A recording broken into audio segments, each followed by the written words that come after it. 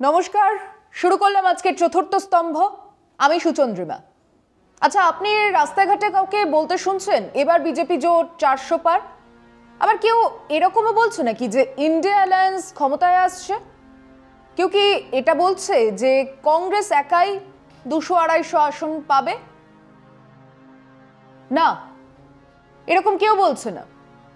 কিন্তু এটা বলছে যে বিজেপি আসবে, কিছুটা কমবে কিন্তু আসবে। এটা শুনছেন নিশ্চয়ই যে কংগ্রেস ক্ষমতায় আসবে না, কিন্তু তাদের আসন বাড়বে। আরো 28 দিন পরে নির্বাচনের প্রথম দফার ভোট পড়বে। বিজেপির পক্ষে প্রবল হাওয়া নেই, বিজেপির বিপক্ষেও প্রবল হাওয়া নেই, কংগ্রেস বা ইন্ডিয়া অ্যালায়েন্সের পক্ষেও কোনো হাওয়া নেই। 28 দিনের মধ্যে প্রবল হাওয়া উঠবে এরকমটা কোনো সুস্থ মানুষ ভাবছেন না। কাজেই এবারের হিসেব নিকেশ করতে বসে পাল্লা যে বিজেপির দিকেই ঝুঁকে আছে তা বলার অপেক্ষা রাখে না। তাহলে এবার আলোচনাটা এই জায়গাতে এসে দাঁড়ায় যে বিজেপি জিতলে সেই জয়ের চেহারা কেমন হবে, কংগ্রেস বা ইন্ডিয়া অ্যালায়েন্স না জিতলেও কতটা পিছনে থাকবে। এই আলোচনার শুরুতেই আগে যেটা বুঝে নেওয়া যাক যে কে কি চাইছে। বিজেপি নিশ্চয়ই 370 পার করে যাবে, তাহলে এখনো বিভিন্ন অ্যালায়েন্স করার চেষ্টা, দল ভাঙানোর চেষ্টা করে যাচ্ছে কেন? তারা পাঞ্জাবে আবার আকালি দলের সঙ্গে হাত মেলানোর প্রস্তুতি নিয়েছে, হরিয়ানাতে তারা অন্য সমীকরণ তৈরি করছে, তারা এমনকি নিজেদের জেতা আসন ছেড়ে দিচ্ছে দেবেগৌড়ার দলকে। তাদের দল থেকে বিধায়ক এমনকি সাংসদ বেরিয়ে যাচ্ছে কেন? বিজেপির থিঙ্ক ট্যাঙ্ক তো রাহুল গান্ধীর আশেপাশে ঘুরতে থাকা বালখিল্যদের মতো নয়। তারা ভালো করেই জানেন 10 বছরের অ্যান্টি ইনকামবেন্সি, প্রতিষ্ঠান বিরোধিতা কাজ করছে। একই মুখের লাগাতার প্রচার মানুষকে ক্লান্ত করেছে। তারা জানেন যে এই মুহূর্তে ইলেকশন বন্ড, পিএম কেয়ার তাদের কিছুটা হলেও বেকায়দায় ফেলবে। তারা জানেন যে এই মুহূর্তে জঙ্গি জাতীয়তাবাদকে উস্কে দেওয়ার মতো তাদের কাছে তেমন কোনো অস্ত্র নেই। তারা খুব ভালো করেই জানেন যে 303 ধরে রাখাটাই একটা বড় ব্যাপার। 272-এর তলায় 260 কি 265 এমনকি 250 পেলেও মোদি শাহ হাসতে হাসতে সরকার বানিয়ে ফেলবেন। কিন্তু তেমন হলে যে তাদের হাতে একচ্ছত্র ক্ষমতা থাকবে না সেটাও তারা জানেন। কাজেই তাদের লক্ষ্য আসলে কম বেশি আগের আসন ধরে রাখা, 2-5টার বেশি যেন না কমে সেদিকেই নজর রেখেছেন তারা। এবং তারা এটাও জানেন যে তাদের শরিকদের আসন কমবে, কারণ শরিকই তো কমে গেছে। ধরুন বিহারে কাকা পারসনাথ আর ভাইপো চিরাগ পাসওয়ানের লড়াইয়ে পারসনাথে মহাজোটের সমর্থন পেলে জিতেই যাবে। তারা জানেন যে এবারে আসানসোল জেতা যাবে না। তারা জানেন যে তেলেঙ্গানাতে গতবারের রেজাল্ট হওয়াটা অসম্ভব। কর্ণাটকে তাদের অন্তত গোটা 10-11 আসন খোয়াতে হবে। দিল্লিতে যাবে গোটা 3 আসন। রাজস্থানে কম করেও 1টা আসন কংগ্রেস জিতবে, মণিপুরে 1টা আসন যাবে। তার মানে যদি সবচেয়ে ভালো ফলের কথা ভাবা হয় তাহলে ওই 303 থেকে বিজেপির গোটা 15 কি 20 আসন কমবে। সেগুলো আসবে কোথা থেকে? সেটার দিকেই তাকিয়ে আছে বিজেপি এবং তলায় তলায় যোগাযোগ রাখছে সম্ভাব্য পার্টনারদের সঙ্গে। তাদের দেখাতে হবে মোদি ম্যাজিক। বিজেপির সংখ্যা যদি 270 হয়ে যায়, মানে গরিষ্ঠতার 4টে কম, তাহলেও মুখ পুড়বে মোদি শাহের। দলে বহু কথা শুরু হবে এবং তা মূলত অন্য দল ভাঙিয়ে আনা হরেক কিসিমের নেতাদের নিয়ে। মেদিনীপুরে হেরে গেলে দিলীপ ঘোষ কথা বলবেন না, 100 বার বলবেন। তখন আরএসএস থেকে নতুন নির্দেশ আসবে এবং এটা আটকানোর জন্যই মোদি শাহ গুজরাট লবি মরিয়া। ফিরছে একটা বিরতি নিয়ে, সঙ্গে থাকুন। দলের মধ্যে গুজরাট লবি বাকি প্রত্যেকের ওপরে এতটাই চেপে বসেছে যে একটু অন্যরকম রেজাল্ট হলে তারা ছিঁড়ে খাবে।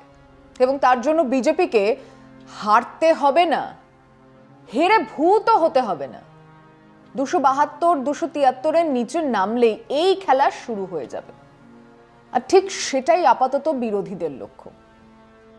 কি আশ্চর্য, বিরোধীরা পাল্টা ন্যারেটিভ তৈরি করতে পারছে না। বিরোধীরা এখনো মানুষের কাছে বিশ্বাসযোগ্যই নয়, অথচ দেশে হাজারো সমস্যা আছে, আকাশ ছোঁয়া মূল্য বৃদ্ধি আছে, রেকর্ড বেকারত্ব আছে, সংখ্যালঘুদের আতঙ্ক আছে, বিজেপির বিরুদ্ধে এখন এমনকি পরিষ্কার দুর্নীতির অভিযোগ আনা যায়। কিন্তু বিরোধীদের আগে থেকেই হেরে যাওয়া মানসিকতার ফলেই তারা বিজেপি অন্তত সংখ্যাগরিষ্ঠতার চেয়ে কিছুটা তলায় থাকুক এই আশা নিয়েই মাঠে নামছে। এই অবস্থা বদলে দিতে পারত তারা, অনায়াসে পারত। কোন কোন সময় মনে হয়েছিল বিরোধীরা পারলেও পারতে পারে। কর্ণাটকে জয়, ইন্ডিয়া অ্যালায়েন্স তৈরি হলো, এক সারা জাগানো ব্যাপার। মানুষ সবে বলতে শুরু করেছিল যে ইন্ডিয়া জোট কিন্তু বিজেপিকে নড়িয়ে দেবে। বলতে শুরু করেছিল রাহুল গান্ধীর পদযাত্রার পরে উনি অনেকটা নিজের ইমেজ বদলেছেন। ঠিক সেই সময় কংগ্রেস চলতে শুরু করলো নিজের মতো করে। কোথায় পড়ে রইল ইন্ডিয়া জোট? এক মুহূর্ত সময় নষ্ট করেননি মোদি, শাহ, বিজেপি। মহারাষ্ট্রে এনসিপি ভেঙেছেন, বিহারে নীতিশকে টেনে নিয়ে গেছেন। এসব সামলানোর বদলে রাহুল গান্ধী আবার যাত্রা 2 শুরু করে দিলেন। সেবারে যাত্রা যে পথ দিয়ে গিয়েছিল সেখানে শরিক নয়, কংগ্রেসের শক্তপোক্ত সংগঠন আছে, দক্ষিণে বিজেপি নেই। এবারে বিজেপি শাসিত রাজ্য, শরিক দল আছে এমন রাজ্য দিয়ে হাঁটতে হবে, অথচ তাদের কারোর সঙ্গে সৌজন্যতার বশও আলোচনাই করলেন না কংগ্রেস নেতৃত্বের একজনও। সেদিনই ঘন্টা বেজে গেছে। উত্তরপ্রদেশে গিয়ে একটু সামাল দিল, যাত্রা শেষ হতে হতে এমনকি বিশ্বস্ত সাথী কমরেড সীতারাম ইয়েচুরিও উধাও হয়েছেন। এটা রাজনীতি, বিশেষ করে মোদিজির বিরুদ্ধে। মন্দির দেখলেই ঢুকে যাচ্ছেন, এসসি এসটিদের কথা বলছেন রাহুল গান্ধী, কিন্তু পাছে হিন্দু ভোট চলে যায় তার জন্যই তিনি মুসলমানদের কথা বলাই বন্ধ করেছেন। আর মোদিজিকে দেখুন, তিনি উল্টে পসমান্দা মুসলিমদের কাছে টেনে নিয়ে সেই ভোটকে নিজেদের দিকে নিয়ে আসার চেষ্টা করছেন। বামেদের আসন ছিল না, কিন্তু এক মর্যাদার আসন ছিল। তারা চোর নয়, তারা বিশাল আর্থিক দুর্নীতির সঙ্গে জড়িত নন, তারাই একমাত্র যারা ইলেকশন বন্ডের বিরোধিতা করেছেন প্রথম দিন থেকেই। কিন্তু দেশে তাদের স্বাধীন অস্তিত্ব কোথায়?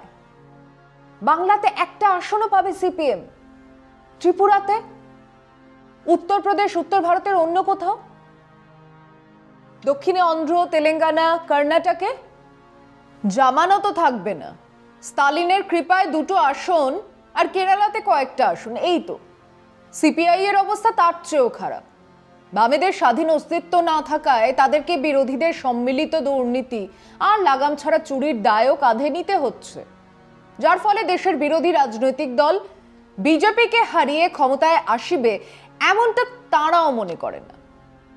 তাদের আপাতত একমাত্র স্বপ্ন জোট 273 পার করে যাক, অন্তত বিজেপি একলা যেন সংখ্যাগরিষ্ঠতা না পায়। অন্তত তাহলে আগামী 5 বছর হাঁপ ছাড়ার মতো সময় পাবেন, নিজেদের গুছানোর সময় পাবেন। এটাই বিরোধীদের আপাতত লক্ষ্য। ফিরছি এই আলোচনায় বিরতির পর। তবুও বিরোধীদের কিছু আসন তো বাড়বেই, সেদিকেও একটু নজর রাখা যাক। রাজস্থানে কংগ্রেস 1 থেকে 2টো আসন পেতে পারে, মধ্যপ্রদেশেও ছিন্দওয়ারা ছাড়াও আর একটা, তেলেঙ্গানাতে গোটা 7 পেতে পারে, কর্ণাটকে 10 কি 11টা, দিল্লিতে 1টা কি 2টো, বিহারে অন্তত 10টা, বাংলাতে 2 কি 3 তো নিশ্চয়ই। সব মিলিয়ে বিরোধীদের আসন বাড়বে, কিন্তু তা সম্মিলিতভাবেও সংখ্যাগরিষ্ঠতার ধারে কাছেও আসবে না। যারা আমরা মনে করি দেশ সংবিধানকে নিয়ে বাঁচুক, দেশের প্রত্যেক মানুষ নিজের নিজের মৌলিক অধিকার নিয়ে বাঁচুক, এক সাম্প্রদায়িক ধর্মান্ধ দলের হাত থেকে দেশ মুক্তি পাক, তাদেরও এখন উঠতে বসতে বলতে শুনছি বিজেপি যেন ওই ব্রুট মেজরিটি নিয়ে যেন না যেতে। তাদের অনেকের কাছেই অটল বিহারী বাজপেয়ীর মতো শরিক নির্ভর এক বিজেপি সরকার কাম্য। এই সব কিছুর জন্য মূল দায়ী ভারতের জাতীয় কংগ্রেস, যারা হয়ে উঠতেই পারত এই সময় সত্যি নফরত কে বাজার মে মোহব্বত কি দোকান। তারা এই গোটা সময় দেখালো রাজনৈতিক দল হিসেবে এখন তারা কতটা নড়বড়ে, কতটা অপদার্থ। আজ এ পর্যন্তই। শুভরাত্রি।